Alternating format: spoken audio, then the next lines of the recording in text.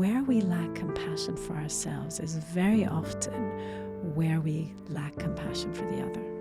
So it's really difficult to awaken to compassion if we haven't awoken those parts of ourselves. But we can also awaken to realization. Yes. Today, we have with us Nancy Zabaneh, and she is one of the most compassionate, empathetic human beings I know today. And her ways of teaching are very unique and intentional.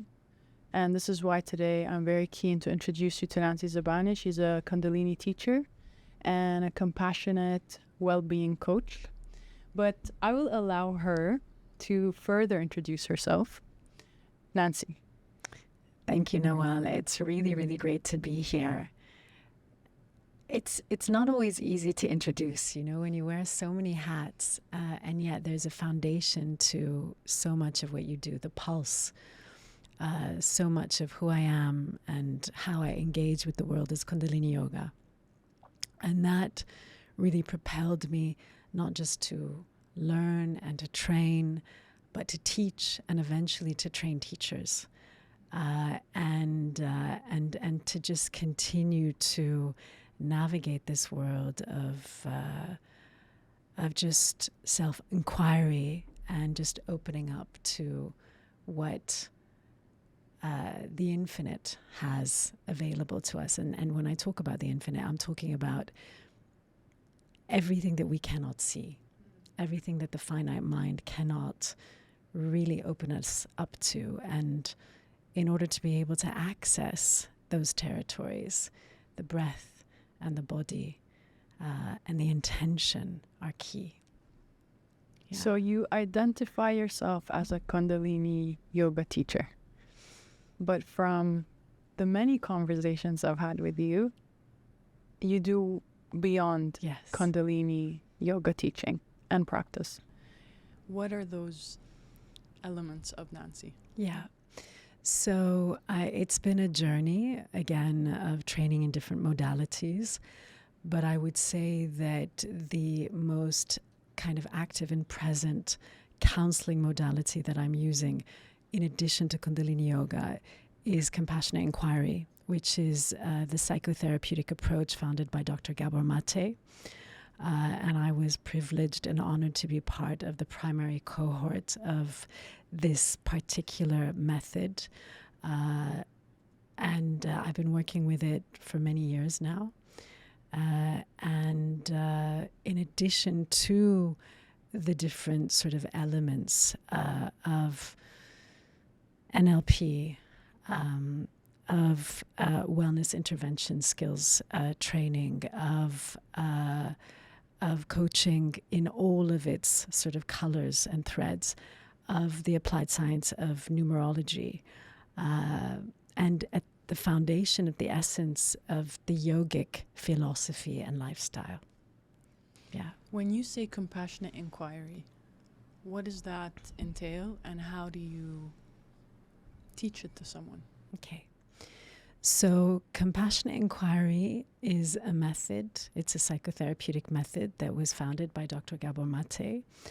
And the whole premise and essence of it is that we can inquire into the self. It's really based on a series of questions and points of reference and engagement that allow us to take full responsibility for every piece and part of ourselves that is acting out.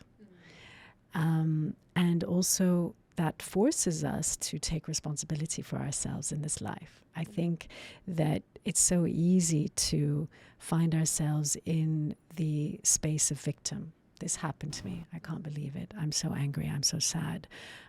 They did this to me, and so on and so forth. It just goes on and on and on. Compassionate inquiry is really a system that allows us to take full and complete accountability for every piece and part of ourselves that is responsible for the experience that we're having. I love that. Yeah. Because it allows you to take accountability and change your path. Exactly. And be the creator of your path. Exactly. Which we are capable of doing. We are 100% capable of doing, right? If we look at all of life experience, it's exactly that. It's an experience. I'm angry. I'm sad. I'm joyful. I'm happy. Can I feel it in my body? Can I sense it in my body? Can I be aware of everything that is present within me? Sometimes I can move very quickly from sadness to happiness. Oh, look at that. Can I notice it? And can I be present with everything that I am feeling all the time instead of numbing out or dissociating or judging it? Or being hard on yourself. Correct. And this is where the word compassionate inquiry comes, right? Exactly. How did Nancy's journey begin into all of this healing modalities and guiding people towards their self-healing? And I think this is what your main mission and purpose is, to guide people towards their self-healing. How did you reach this place? What happened? You know, for me, it was a very gradual process of essentially just doing the work on myself.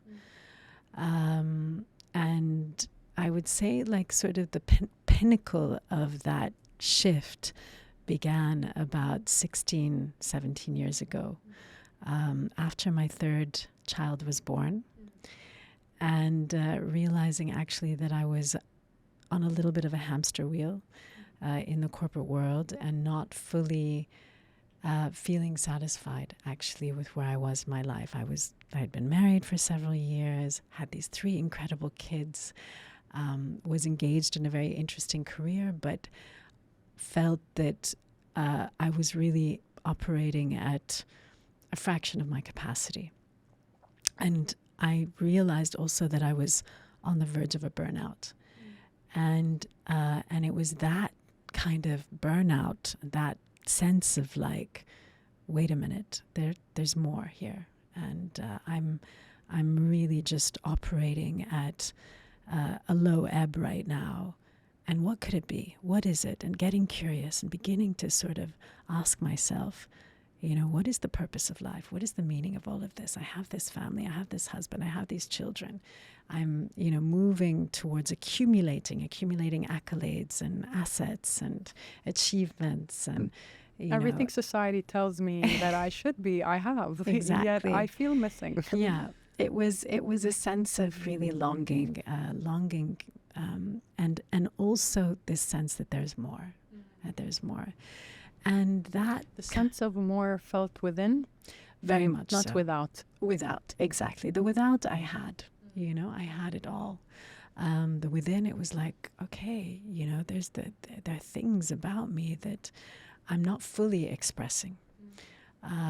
And when I began that exploration, I discovered so many different tools and modalities.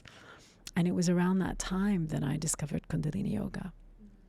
And it was around that time that I discovered different coaching methods and psychotherapeutic methods, both, you know, as a client and as an active participant. So my sort of, let's say, expansion or growth, if you will, it was really about kind of just always clearing the path within myself. And if that began to present something else, it was simply because I was making way for that something else, as opposed to, okay, now I'm doing this and now I want to go out and do that. You know, I need to go out and teach Kundalini Yoga, or I need to go out and, you know, work in this particular field. That never really came, actually. What came to me was this sudden realization that I had access to these methods and this technology, and that people were almost coming to me and saying, would you be happy to share that? And I would be like, okay, yeah, fine. I guess I do have something to share here.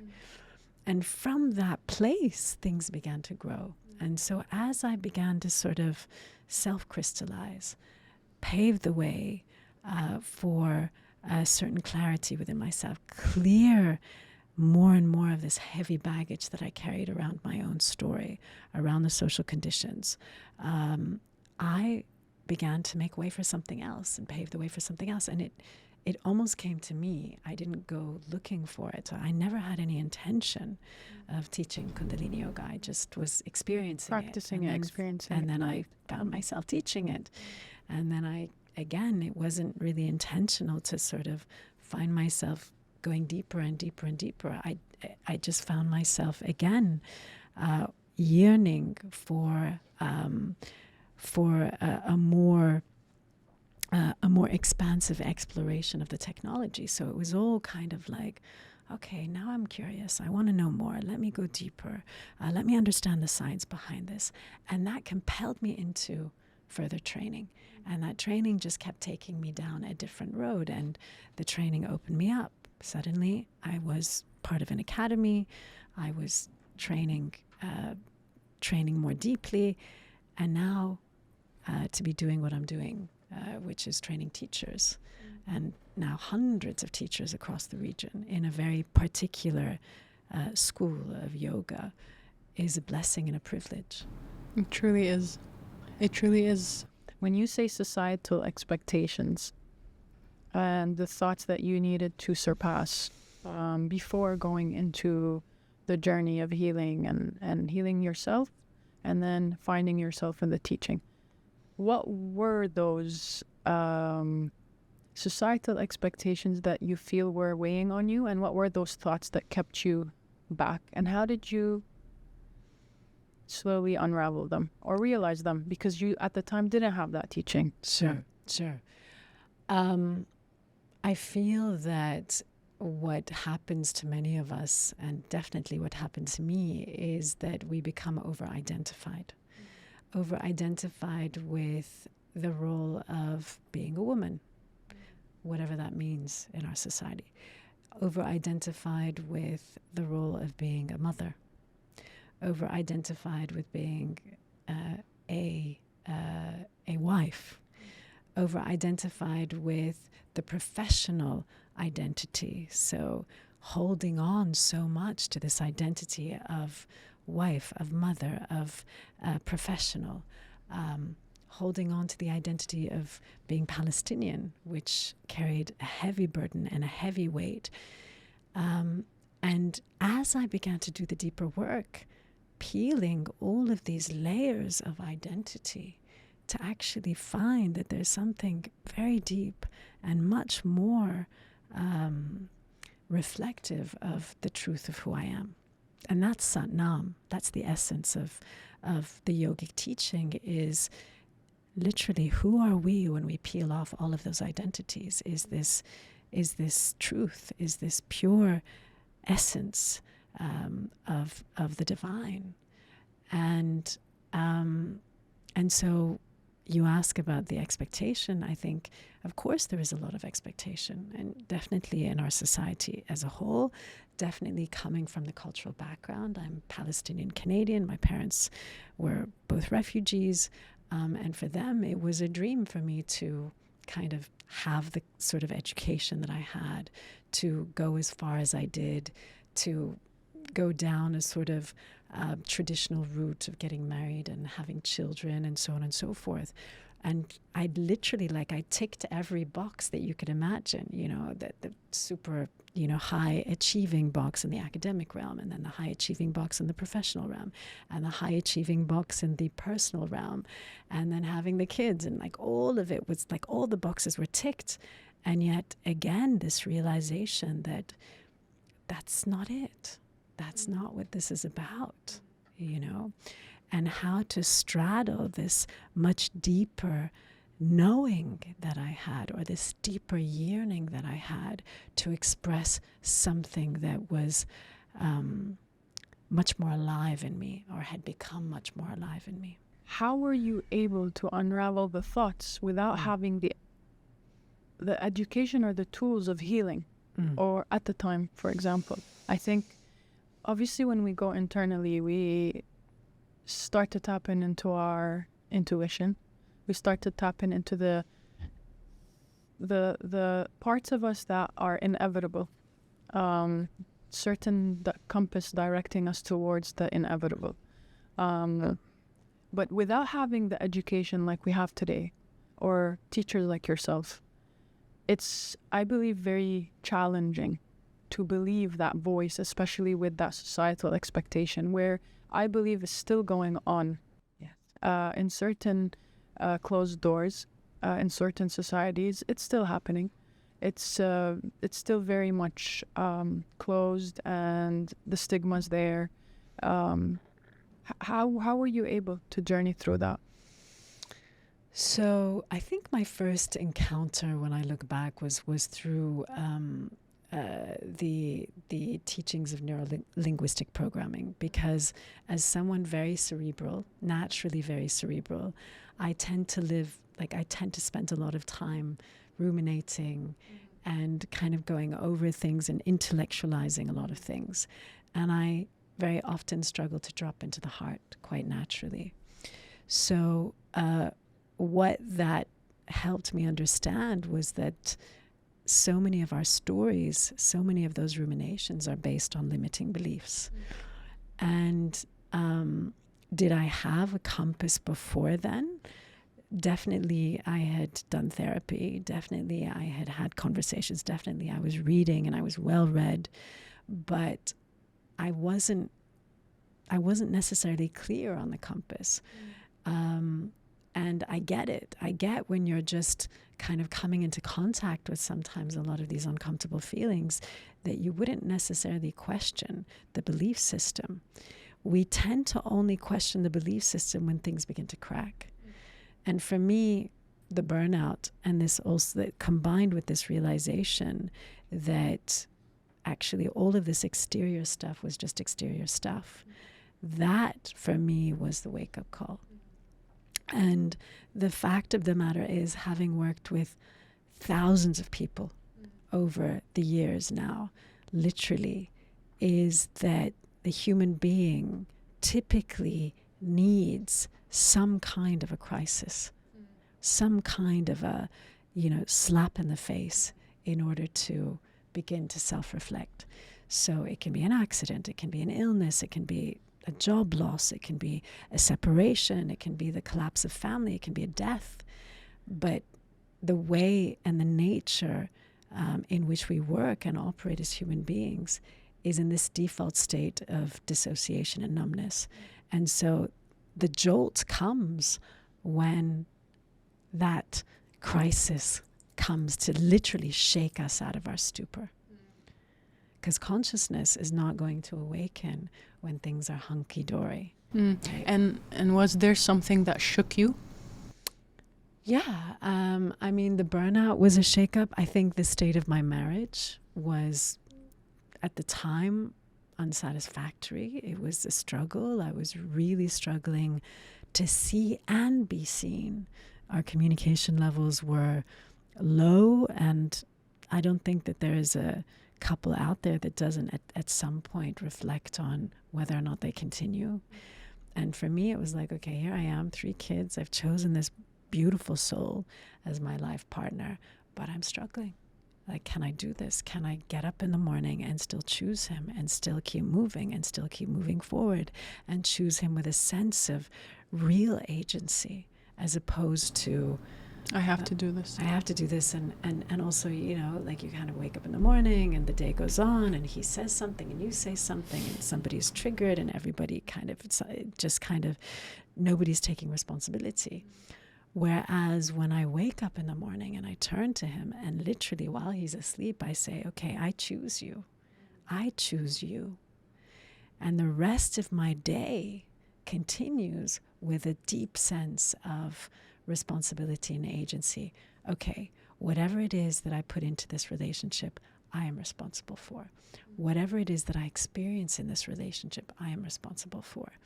And how to bring that with a certain quality and caliber of engagement that allows us to reciprocate with one another. And also to do it with a lot of radical acceptance. And how did that affect your relationship positively? How was that received by your partner? Yeah. So I think initially it probably wasn't entirely easy for him, and it's something that I see a lot of people kind of enduring and going through. But the thing with my partner is that he's a deeply curious human being, and he has always been willing to just try things and experience things. He doesn't shut things down, and this is just something that I really, really love about him. And even if it's uncomfortable, I'll be like, would you be willing to do this session, or try this, or read this book, or try this experience? And even if it was uncomfortable for him, he did. I mean, to the degree that eventually he was on, one of our first trainings, teacher trainings, because he understood that in order to maintain that sense of awareness and connection, and understand also the path that I was on, he also wanted to deepen his own understanding of the path. And eventually it became his own path. And he turned it into whatever it needed to be for him. So it wasn't easy. And there was a lot of, I think, back and forth at the time. But sometimes it's what I find, it's one partner pulling and the other one sort of lagging behind. And other times it's this partner pulling and the other one lagging behind. And I think at a certain point it becomes more balanced, but we can't expect it to be 100% all the time. 100% all the time. Yeah. We need to be understanding with wherever our partner is on their journey. Exactly. And I think that type of understanding is what allows the staying without compromising on your own journey. Exactly. And I think that's where the separation happens, when you start compromising on yourself. And I think what does need to always be there is the understanding, empathy, and compassion towards the other's journey. Very, very hard, Nawal. Yani, it's not easy. It's not easy to, in order to live in compassion for the other, we first have to have that compassion within ourselves. We have to have really honored those pieces and parts of ourselves that are in pain, that are sad, that are angry, that are, can I have compassion for me? And where we lack compassion for ourselves is very often where we lack compassion for the other. So it's really difficult to awaken to compassion if we haven't awoken those parts of ourselves. But we can also awaken to realization. Yes. Right? Yes. So, okay, let's say we don't have compassion to ourselves in certain areas of ourselves, but we educate ourselves enough to realize that my partner doesn't have compassion for me in this area, which reflects back at my partner not being compassionate with themselves on this area. Mm-hmm. Is that how it works? So I believe that in life we attract our reciprocal. So the universe actually gives us exactly what we need in order to learn what we must learn in the moment. So that partner comes into our life, and it may seem like they're separate. It may seem like they're projecting something that is completely and utterly something that we disown within ourselves, right? Like maybe they're projecting a certain sarcasm, a rage, an expression of pain or sadness or suffering that we don't recognize within ourselves. The universe actually brings that person into our life to just keep sort of nudging us back into ourselves, to actually recognize the mirror that is present in front of us. Do you believe that they're constantly a mirror, or only certain areas are mirrors? I feel that every human being is a mirror. But for certain areas, or constantly? Constantly. Really? Yeah, I think Okay. it's, I feel that, I mean, my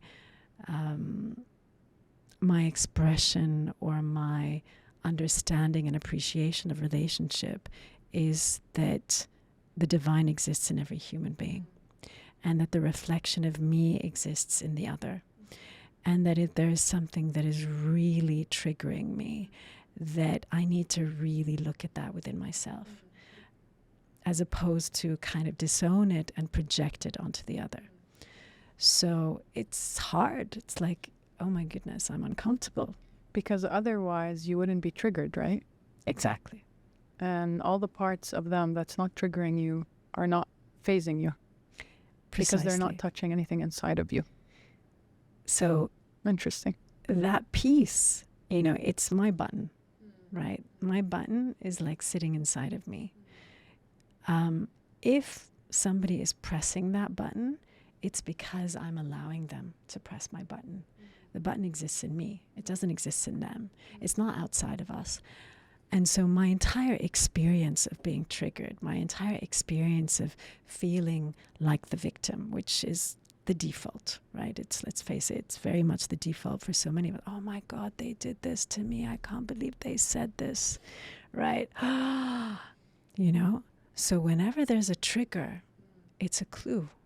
To something deeper. To something much deeper. Much deeper. And the more present the trigger is, the more fiery it is, the more alive it is, the more the initial source of pain or trauma is something that we need to take a look at, which most of the time we're not, and we keep suppressing, and we dissociate, and we project, and we do everything. And we fight, and we separate, and we get divorced. Exactly. And that's why the rates of divorce are just getting higher and higher and higher. Very true. And the rates of kids not having two parents are getting higher and higher and higher, which is very sad. It's because it's hard.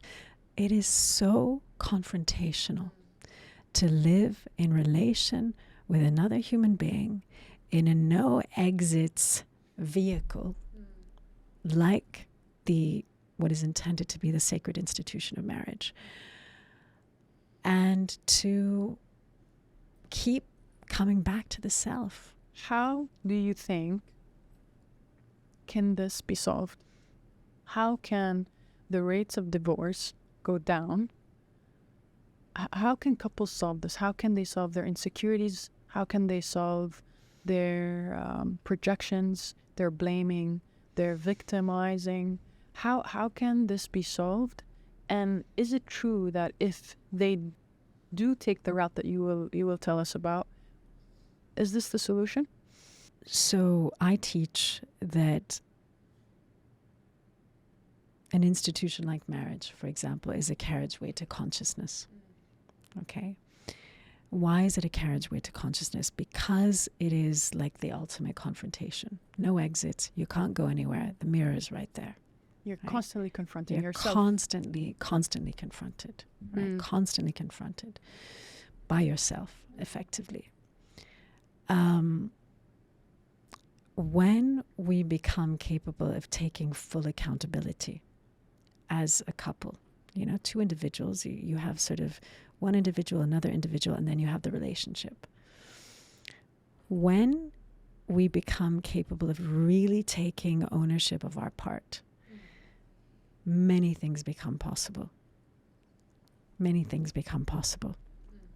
And I think what can very often happen is you might have one person saying, okay, I'm ready, I'm accountable, I'm taking responsibility. The other person is checked out. So that makes it difficult to build a bridge. Right? 100%. But when you have two people who really pledge their commitment, and the commitment is, I'm going to take responsibility for my part. You're going to take responsibility for your part. It's like literally everybody pledging for their space of responsibility. Build a bridge of understanding. Build a bridge of compassion. Build a bridge of possibility between us. And from that bridge, we then build an altar. And on that altar are all the things that we share together. And we're not actually just facing each other. We're sort of, we're walking towards it. We're walking side by side on this path. And that's really hard. It's really hard to build that bridge. When I look at couples and I see the pain, and I've worked with couples and I continue to work with couples, I see pain. And I see sometimes somebody who's a little bit more committed. And for me, everything comes from commitment. Everything The comes decision from commitment. that is made to be here Exactly, and be there and exactly. be responsible for it. You know, we call it an entry point into the 7 steps to happiness. Literally commitment. You start with commitment. Commitment opens up the door to so many other things. Without What are commitment, just highlight them. I'm moving to different topics. but I'd have to sort of go back into my mind to remember all of them. But this is really, without commitment, what do we have? Exactly. What do we have? And I feel like it takes a lot of forgiveness, because when Exactly. you're on that journey, actually, I'm going to take a step back before forgiveness. I feel, in my opinion and in my perspective, for us to solve these rates, conflict, divorce, even war, if we want to go that extent, it's every single human being self-reflecting on themselves, being self-aware on themselves, and how do they contribute to this home, to this person, or to this world. If you want to go into that expansive, I mean, I know it's big, but it is big, truly, but you are an individual that is affecting the world. And exactly. and I think the problem is people don't think they're affecting the world. Correct. Because that is so grand in the mind. Exactly. That the mind doesn't fathom that they can even affect the world, you know? And this is where we're going wrong, in my opinion. So there's a beautiful kind of Vedic understanding, philosophical understanding around Indra's net. You know, this idea that every point on the net, every pearl on the net is connected and reflecting something back to the other pearl. It's such a beautiful metaphor. But you used 2 words which I find really, really interesting: conflict and confrontation. So much of the conflict that we experience in this world is because confrontation is not present. So we avoid it. We avoid confrontation as human beings. We avoid it in every way under the sun. We avoid it by numbing out. We avoid it by dissociating. We avoid it because we're scared. We avoid actually the true confrontation, you know, where I can sit in front of Nawal and say, you know what, Nawal, that didn't feel good. I experience this thing that you said to me as X, Y, and Z. And I'm using I statements, and I'm talking about my experience. And I come back to you, and I'm just saying, I take responsibility for what it is that I feel, but I can tell you that right now it doesn't feel good when you raise your voice at me in this way. And it brings me back to this part of my childhood, and I find it really painful. And, you know, and then Nawal says to me, well, actually, how interesting, because I didn't mean for my words to land in the way that they did. And guess what? Actually, this is what I was feeling. And then you take ownership for everything that you bring to the table. And from that space, we're able to have a dialogue.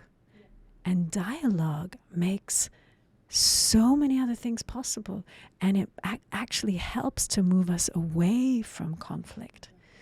But what we're avoiding in this world is this ability to truly confront. One, because we haven't confronted ourselves. Exactly. So this is what I want to get at. It's always back to the self. Exactly. And 2, I got you.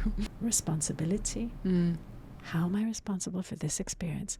Nawal said X. You can have 2 people. She says the same thing to 2 people. One experiences it by flying high as a kite. Somebody else experiences it by sulking, stonewalling, going into their thing. And everybody is acting out of an old pattern, an old system, right? How do you learn the new pattern? Well, first you actually... How do you learn, Yeah. How do you learn this conversation that you just acted out? So growing up, I never saw that conversation. I had to teach myself that conversation. I had to go through my own journey to teach myself to speak this way, to confront people this way, to ensure that my space is constantly surrounded by people who will allow me to speak this way and not take it in a way that makes me feel less of myself, that I have done something wrong.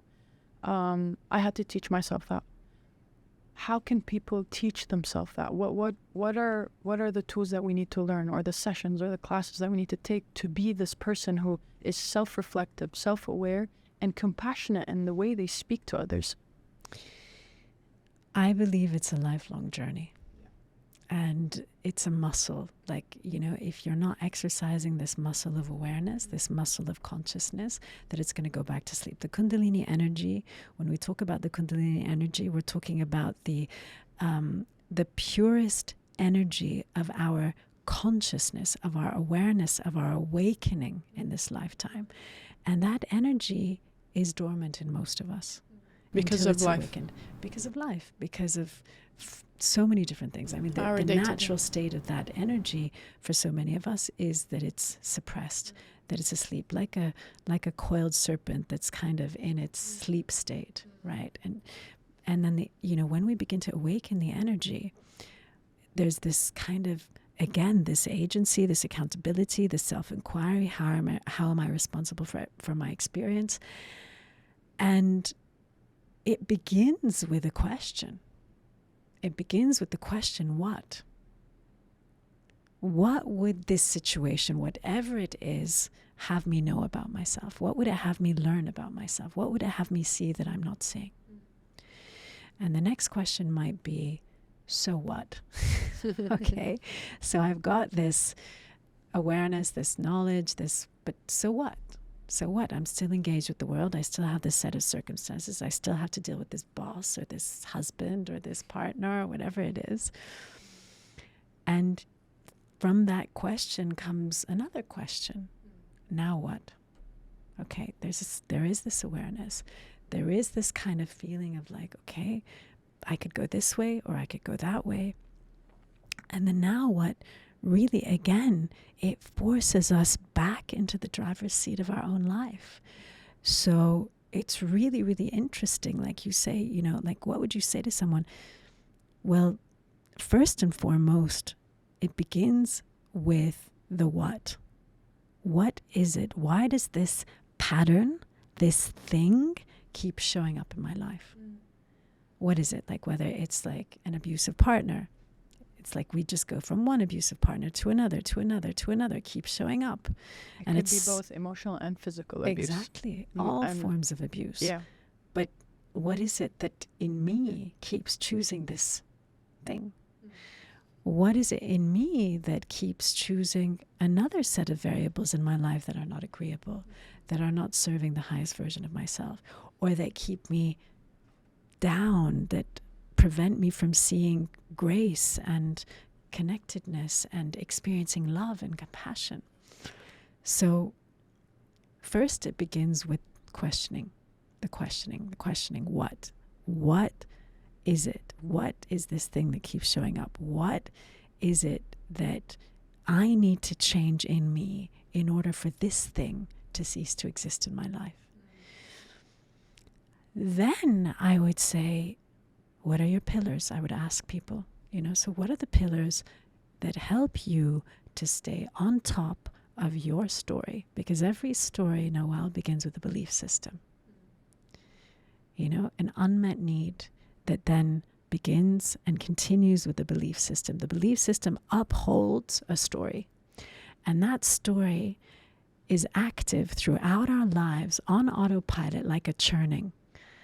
And if we are not mindful, if we don't have the capacity to self-reflect, if we don't have the ability to catch the story in its churning, then we will just go through the rest of our lives just churning and acting out the same story over and over again, attracting the same partners, attracting the same bosses, attracting the same set of variables, and so on and so forth. I love the yogic teachings because one thing that we say is when the story is on autopilot and it's really, really active and it's churning, that we use a gatka and we use mantra, which is mind wave, which is a sound vibration that we repeat. Why do we repeat it? We repeat it to replace the story in the mind. And when we begin to accept that the story is going to be there, and at different points in our life, it might be more sort of acute, more alive. but actually we need tools. So tools could be the yogic practice.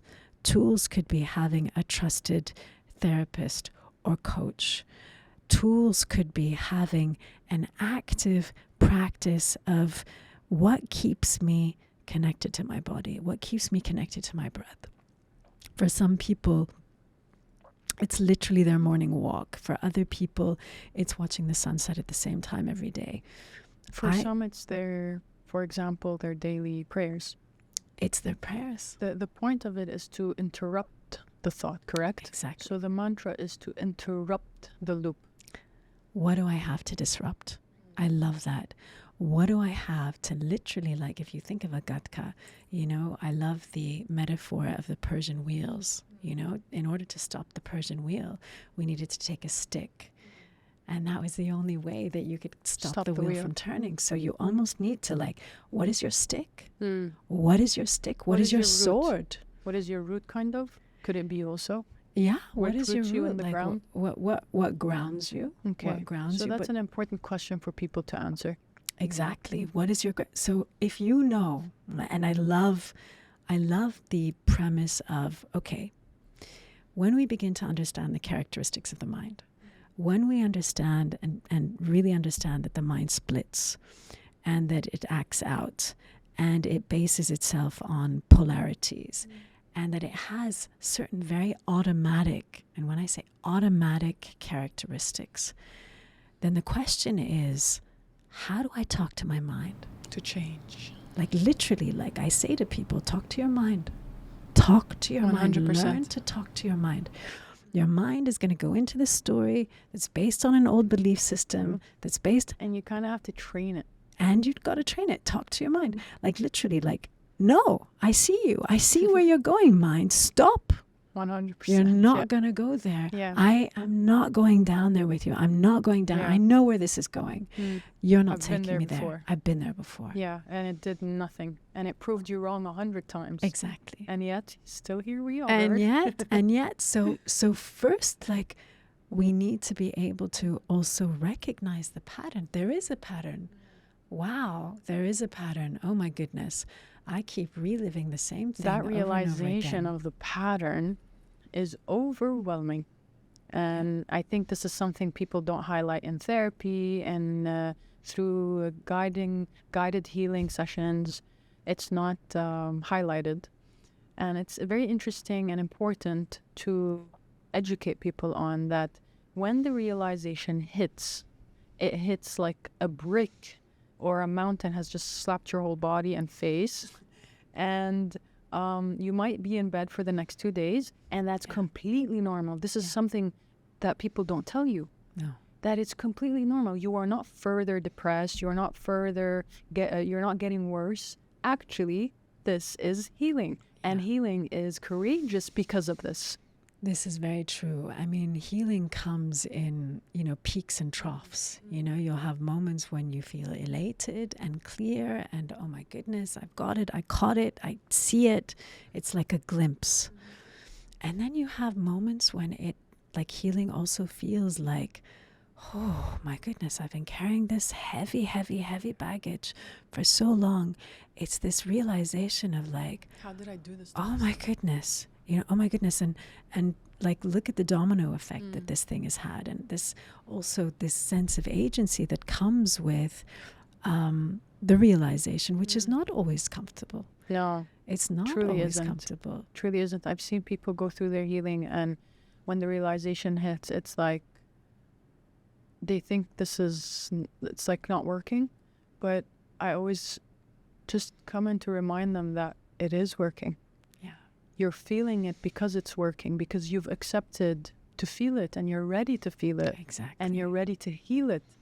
And so your body has opened up that door and goes okay, fine, I'll allow you to see it now. I was hiding it from you because you weren't ready or strong enough, but now you're strong enough. You have the education, you have the tools, you have a mentor that can now hold you, hold the mind, and be there for you. Typically when I see people engaging a new space in their lives, it's because they have begun to ask the questions. In the same way that I asked the questions however many years ago, I see and I recognize that they're asking the questions themselves. I'm not sure. What is it about? What's going on? I'm on auto, something in my life is just not sitting right anymore. Yeah. The crisis has come, the illness has come, the job loss has come, whatever it is has come, and they're in that moment of ripeness. So that would be sort of one pillar, the first pillar. And actually, by the way, it's very much aligned with the Eastern philosophical pillar of the fact that we need, there is an understanding that we need a shakeup. We need a shakeup in our life to actually begin to self-question, begin to self-reflect.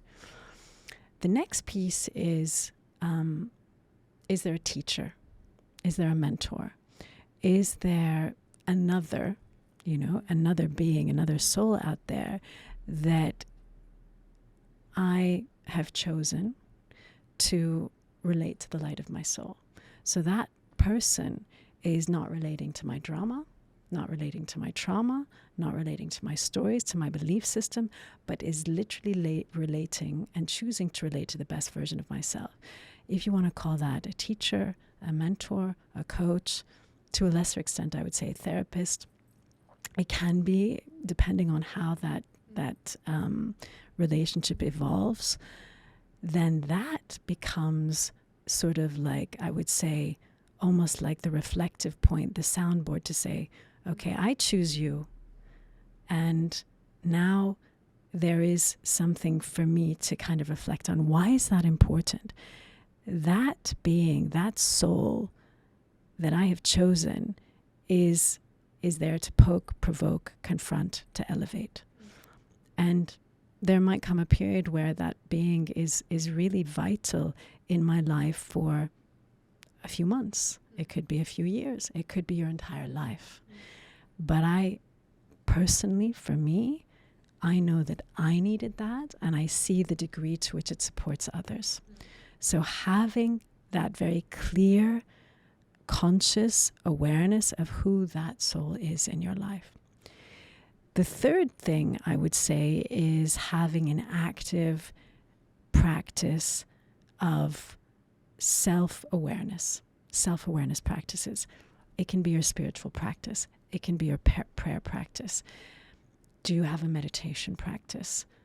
Is it yoga for you? Is it your, daily walks in nature?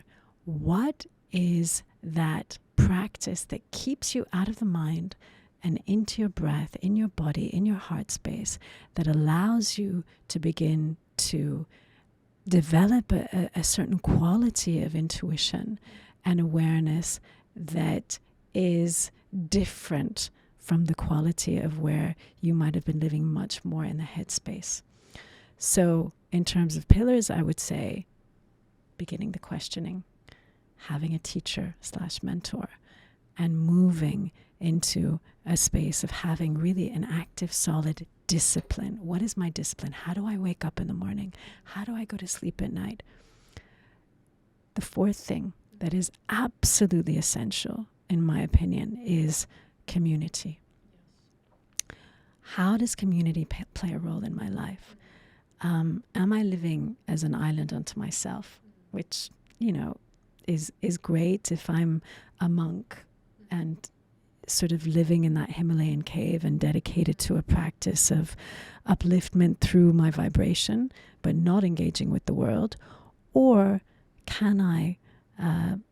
do I choose to connect? And I think you and I are here as householders. I've chosen a path of awakening and awareness through, in some respects, my experience as a human being in this life, which includes being a wife and a mother and a community builder and whatever it is that a teacher. And so community, who do I have around me? Who do I have around me that again relates to the best version of me? Like-minded souls that maybe connect with a particular spiritual practice or a particular sort of expression of me. It could be my art therapy class. It could be my yoga class. It could be my dance. where do I come into contact with like-minded souls? And is that presence of community active in my life? I love again, the community is where the heart lives. It's, if we again look at the animal, we're animal, we're human, we're angel. We're individual, we're collective, and we're universal. And so the human, the possible human, the collective is where the animal and the angel meet. And it's the bridge. It's the bridge. We talked about it right at the beginning. Without relationships, without a reference point of coming back to the self, without the confrontation in a way of community, but also the support of community, we can forget ourselves. So community helps to keep us in check. Community helps us to step out of the neuroses of our own mind and to serve. It's like, wow, okay, well, if there's somebody that I need to think about other than myself, then I don't really have time to ruminate over my own drama and trauma, right? To beat myself up about it. I have to step out of myself and service, seva. So if we're going to move on to point 5 as a continuation of point 4, what am I serving? What am I serving? Who am I serving? How am I serving? What is my service? Which ultimately affects the world. Exactly. Exactly. So, I can wake up every morning, and if my first question to myself is, what will I serve today? Anything other than myself. Has Nancy chosen her service through her practice? Regular prayer, my sort of daily prayer is, please, O Divine One, God, universal force, creator, choose me, choose this body to be a vehicle for your service. And from that place, everything else appears. Everything else appears. The people show up, the students show up, the clients show up, the retreats show up, the opportunities show up, the connections are made. This conversation happens. Not because I'm going out looking for it, yearning, longing, pushing, trying. But because you put the intention out there. Yeah. And that you chose to serve in this way. Exactly. We're unfortunately coming to a close end. I can go on for hours to speak to you. I never get enough of you. Our conversations are empowering, uplifting, and a constant reminder of being self-aware, self-reflective, compassionate, empathetic, all the things that a human being should aspire to become. And I achieve much of that through our conversations. They really serve as a beautiful reminder for me. So to end this beautiful discussion, but I am very certain there will be an episode 2 with you. So what I want to start by saying is that we're more than just our conceptual thinking mind. We're more than just the thoughts in our mind, the stories, the beliefs. But we're spirits having a human experience in this physical shell of a body that is mortal and that will come to an end at some point. None of us knows when our last day, when our last exhale will be. But there is an art in dying into life. And if we were to live as if we were going to die tomorrow, how would we shift and change the pieces and parts of our life that are not working? And where would we begin? And that level of self-reflection is and has the capacity to give you a quality, a potential quality and caliber of vitality that is infused in life. It can become a fuel for living your life with a certain trajectory, with a certain aliveness, not just going through the motions of life, but to live with an aliveness of life, an full engagement, seizing every opportunity as a gift in gratitude. And this is the potential, is we can either choose to keep going through the motions of life and to muddle along and to be sort of avoiding confrontations and living in a quality of asleepness that keeps us out of our grace. Or we can choose to challenge ourselves, which is the more uncomfortable route. And that involves Simran, that involves an awareness that we are so much more than our conceptual thinking minds, and that there is more to life than just what the finite mind would have us know.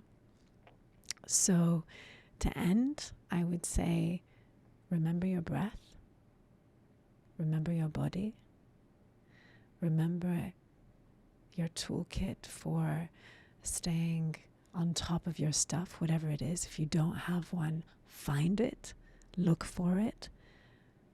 And because we're talking about exhales, I'm also going to talk about inhales.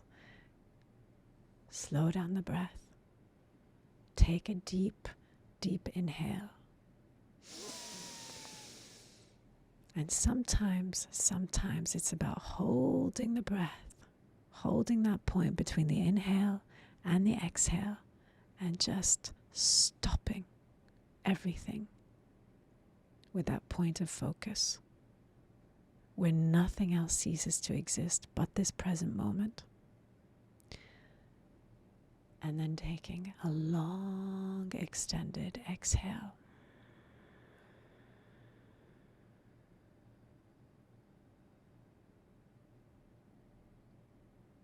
And recognizing that there's nowhere else you need to be in this moment but here. Satnam. Nancy, I really appreciate you. Thank you so much for joining me on Louder by Exhale. You're not just joining me on Louder by Exhale, but Nancy is one of the leading practitioners with Exhale. And you can definitely reach out to her and find out what kind of sessions she's giving. Thank you so much. I appreciate you. I appreciate you, Nawal. Thank you so Truly much do. for opening the space. It's wonderful to be able to share, and I feel honored and privileged to be here. Me Really, too. Truly. Me too. Yeah. Thank you so much.